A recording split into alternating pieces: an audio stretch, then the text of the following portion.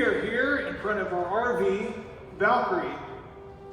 It's cold outside, and I'm going to be checking for leaks in an air system. One of our recent trips that we had, we noticed that our air leveling system, when parked, was losing some air over time. And this is usually due to either a leak in a fitting, possibly a leaky line, or what I'm hoping it's not, is one of these plastic manifolds that several hoses go into that direct the airflow. If that's cracked, we may be in for a bigger challenge. But if you haven't had a chance to, go up and check the link up above, and I will show you how I make some safety bars so that whenever we raise up the air suspension on this, I can place these iron safety bars so that I don't get crushed if this thing happens to suddenly lose air. Also, if you haven't had a chance to, please feel free to like and subscribe to the video and our channel. We've got lots of great videos out there to help save you time and money along with your family, and we're going to be putting a lot more RV videos on this channel as well. So if you have a Foretravel or an RV and want to know what it's like to travel with kids, like and subscribe. Let's get started.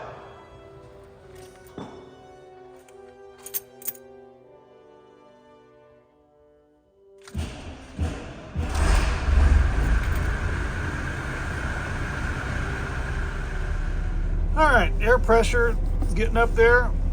I'm gonna go ahead and turn on this HWH leveling system. And I wanna go ahead and raise it up as high as we can get it. So we're gonna go ahead and raise it up, and it's going to raise all the things up. Of course, it's gonna drop some air pressure as we're raising this up. But we're gonna go ahead and raise it all the way up so we can go out and put those safety bars under there. And then we're going to let it charge completely up and start checking for leaks. To get our mixture we're going to have to check for these leaks, it's really simple. You just need to use some dish soap and some water, and you're going to have a spray bottle. So I've got one I've used in the past here. And you really don't need that much soap. We're going to use some Dawn Power Wash, but it really does not matter what kind. Just a little squirt of that, just enough to where it's going to be able to bubble like that. And then you're going to go ahead and fill the rest of it up with some water. Doesn't have to be hot water, just fill it up the rest of the way with some water. And then we'll put this on and shake it up, and we'll be ready to check for leaks.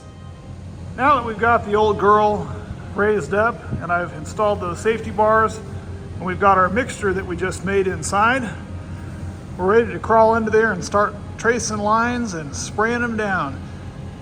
If you hear a little bit of noise, it's probably coming from this. If you haven't had a chance to check it out, that's the residential mini split that's been installed in the bay of our RV. We'll put a link up above. You can give that a look. That was a heck of a project, but working out flawlessly and has been for well over a year and a half. Absolutely love that. It does heat and cool. But let's go ahead and try to track down this leak. I'm going to go around and check all of the fittings by just spraying some of this on there. But pretty much you just hose down these fittings with this soapy water. And what we're looking for is to see if there's a bunch of bubbles that show up. And that one looks pretty good. I'm not seeing any bubbles coming from where that's connected. So we're going to trace these lines. We've obviously got some packings back there we're going to check. And I got to check all the rest of these fittings and make sure there's nothing that needs to get tightened down that's leaking out some air.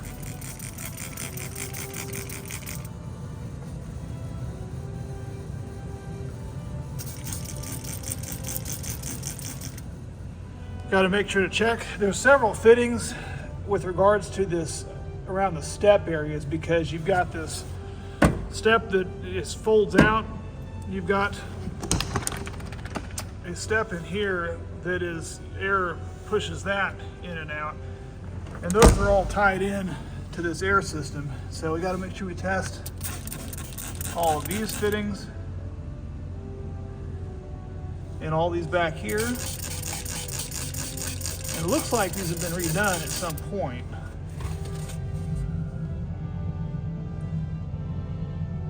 I'm not seeing a lot of bubbling going on, which is a good thing.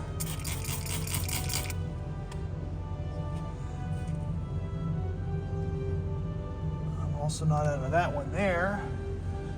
guess we've got to check the backs back there too. And then we're going to get underneath these packings, which is what these little manifolds, and I'm really worried that that's probably where the problem's going to be. Underneath here, we've got a couple of these packings by Norgen. These are these manifolds that these run through to control speeds and closures of doors and so forth. I've got a couple of those. And then we've also got some other fittings we're going to check up here. That one right there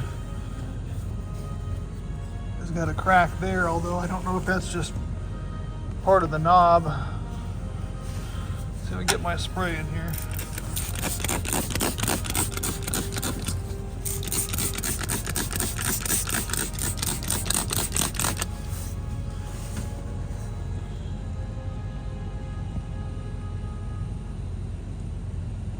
I mean, it's dirty, but I'm not seeing a lot of, oh, there may be a bubble there. Hang on. That looks like a bubble there.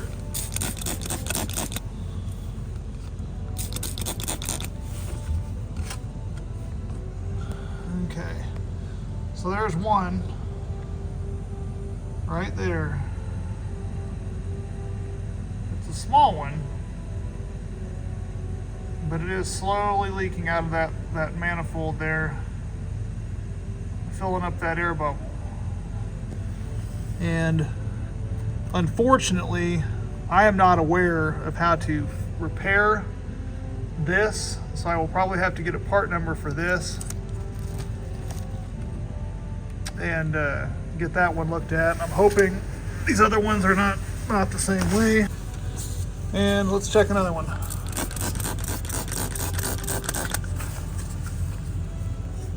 And there is the culprit.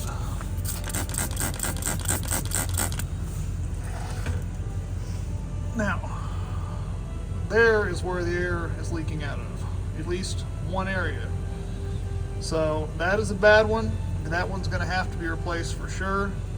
I'll see what they cost. I may have to end up just replacing them both while I'm down here. So we'll have to get some parts ordered for those, and then we can fix those in the video to show how we're going to do that.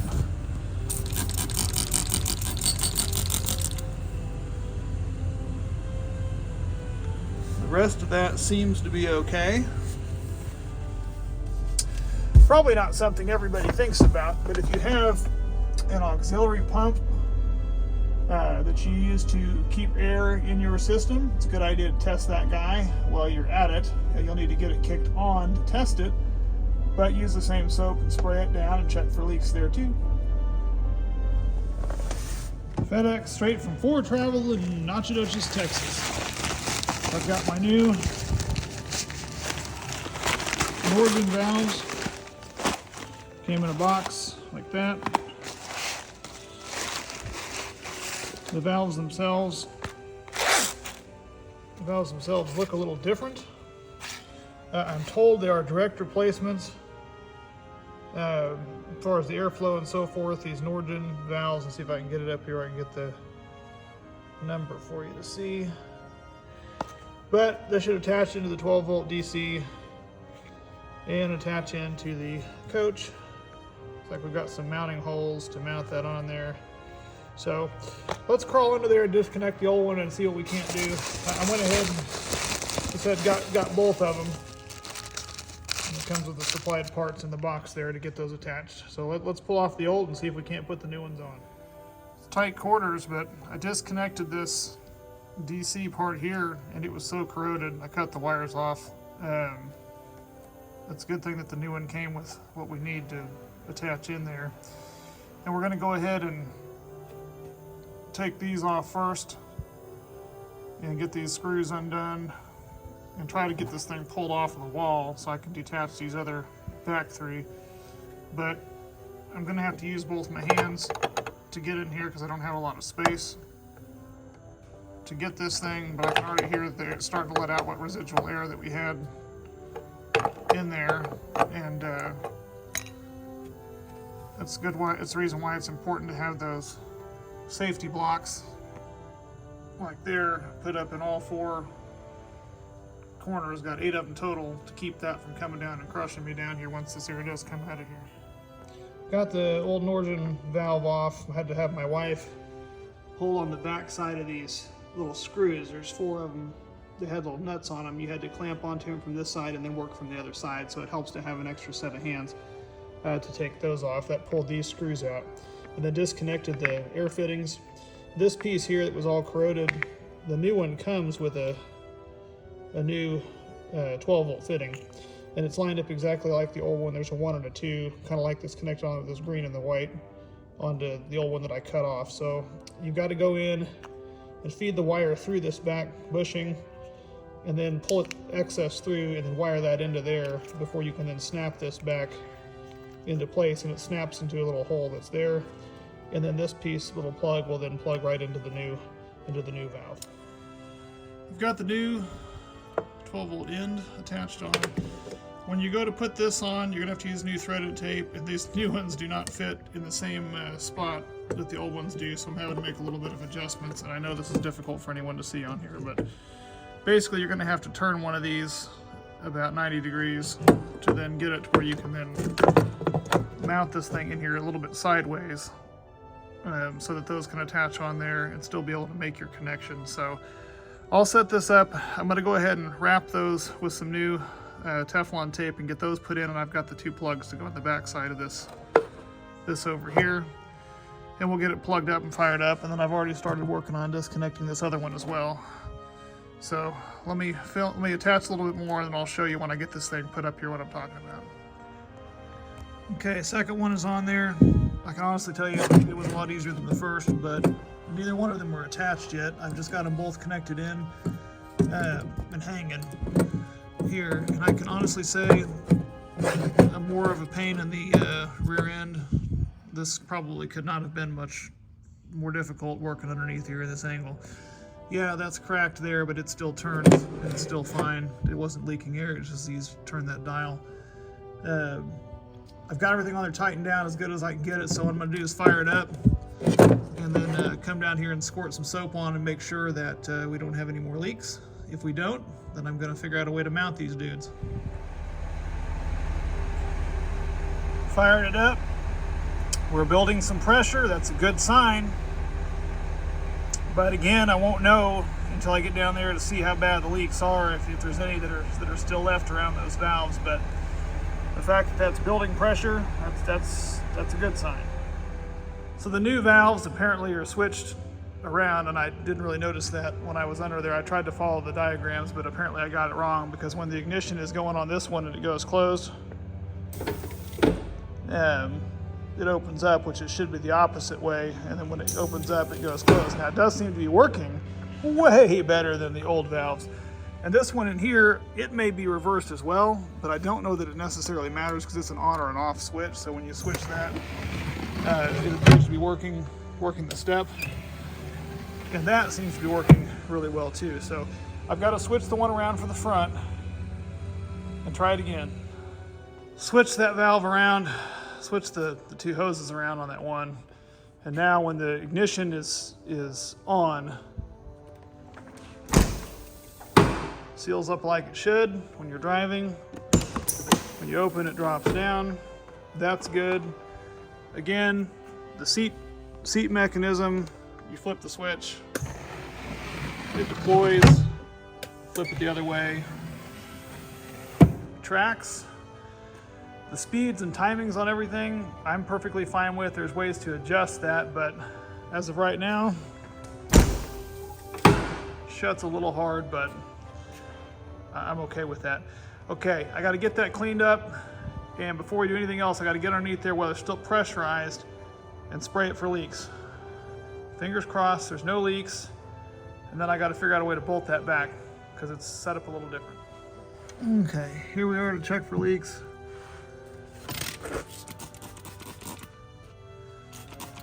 On the system now. We're gonna hose everything out real good. What I'm looking for is those bubbles again, particularly around these new fittings that I just put in. And I'm not seeing any yet, which is a good sign.